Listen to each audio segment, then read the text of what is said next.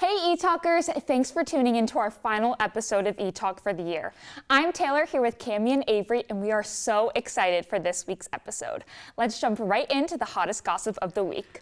All right, the first thing we need to talk about is Matt James and Rachel. Yes. Their relationship and their timeline is just so confusing. We just need to talk about it. Yep. So they ended up together at the end of the Bachelor finale for his season, and then they actually broke up because some photos surfaced of Rachel. They were racially insensitive photos, and Matt basically cut off the engagement.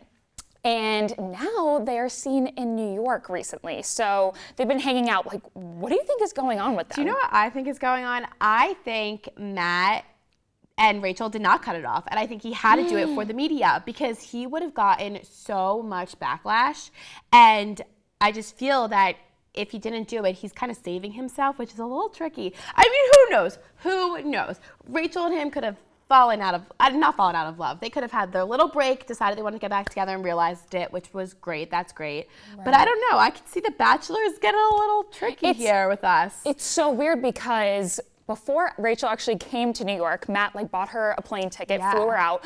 But there was a woman named Grace Amerling who Matt actually hung out with a year ago back in quarantine with Tyler Cameron and Hannah Brown. Yes. And he started talking to her a few days before Rachel actually came to New York. So Rachel really felt like she couldn't really trust Matt anymore. So I guess we'll see where their relationship goes. But honestly, I hope the best for them. And I think that they would be a great pair if they worked on things together. Me too. And I think Bachelor is for the show. And then after the Bachelor, it's when everything comes out. There's so many different relationships and things that are happening. Look at Tyler Cameron dating Gigi Hadid and then best friends with Hannah Brown. And we're what's going on here? But I think it's great. I'm really excited to see where they go. Happy they rekindled their little love. Me too.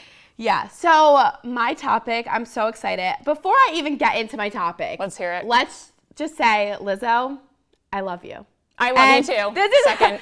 So Lizzo literally, so she is just the queen right now on TikTok. She's gotten so much hate and just kind of slammed for her body. And she has come right back and it has been this is my body. And this is who I am. She's not thick or thin. She's not like a pencil. Right. And she is beautiful inside and out, and she actually did a photo shoot where she posed nude, nothing was shown, and she was like, here is my body. Stop hating on me. And she eats really healthy. She's really into everything, and she takes bikini pictures, and she's just really, really about body positivity, which I've talked about on the show so many times because I just love and I think it's so important, and it's something that I strive for every day. So I wanted to hear your opinion on how she's kind of clapping back at the haters. I think that it's amazing that she can have this huge platform, use it for body positivity, and even though, there are haters in this world, as long as she keeps doing her and she wakes up every day and makes that decision to just be who she is and be confident in that, I think that is amazing and that's the best thing she could do. Avery, what do you think of this whole thing? Yeah, so Lizzo is actually all over my For You page on TikTok. I see her pretty much every day because I also do follow her. And I saw recently she had a birthday celebration and invited all her closest friends, and she was shaking her booty in her bikini for all her friends and her fans even, because it was on my For You page. And I just thought she was such a baddie. I love that woman. She is changing the music industry for the better. And I can't wait to see what else she comes up with her body positivity and her music in the future. Yeah, Lizzo is teaching us how to have a hot girl summer. Oh, literally. And that's for sure. She's the epitome of hot girl summer, I think, to be honest with you. I totally agree. Avery, what is your topic today? What do you have to tell us? So actually, I was so excited because I was going through my Instagram feed today and I saw that Justin Bieber just announced his Justice World Tour, his first comeback from the COVID-19 crisis that swept our entire nation. And he is back and better than ever, ready to perform for all of us. And he's coming to Greensboro actually on April 6th. So as soon as I make money this summer, I don't know about you guys, but I am buying my ticket because I want to be there live in person and see what kind of show he puts on, because I went to the Purpose World Tour and I was so beyond impressed. Like, I still remember it to this day. So I am so excited. Yeah, I just fangirled a little bit because I did not realize how close Justin Bieber is going to be to us. So catch me there in April. I will video it all. But I love Justin Bieber.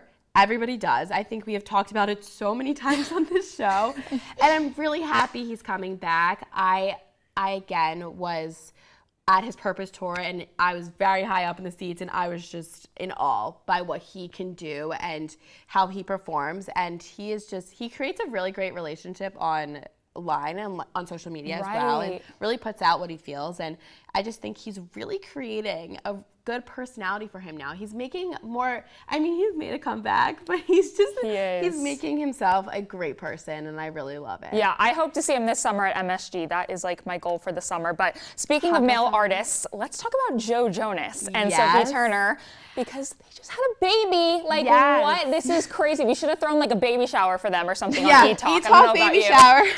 But they have this gorgeous little girl, as he said his daughter is gorgeous, and I saw a picture. She is gorgeous. And her name is Willa. I think that's such a sweet name. It's so cute. Such a sweet I'm name. so happy for him. You know, now Nick is really the only one who needs to like hop on the bandwagon and, you know, start having kids. That's what I was thinking, because I looked at Joe Jonas in the interview and I was like, wait, you have a child? Because it's so weird. And I used to watch Kevin and Danielle's show on, Yes, me on too. I forget what channel it was on, but I used to watch it all the time, and I love their life. And I'm like, Joe Jonas, like, you're my age. You're in Camp Rock, and now he's not my age, but I mean, you're in Camp Rock and you have a baby. It's insane. Everybody's growing up. It's so weird. Joe is definitely my favorite Jonas brother. What about you and Avery? Oh, I actually really like Nick. I love Nick. I could agree with that completely. I feel like Nick is everyone's favorite. Well, I had a crush on Joe, but now with Priyanka, I love their relationship, and I just think they're so out there in the media, and I just want to be like, hi, can we be friends? To be honest with you, I kind of feel bad for Kevin, you know? Like, he's the older of the brothers. He's so not in the spotlight What anymore. about Bonus Jonas? Like, let's give him some credit too. He's on TikTok, so go check him out, people.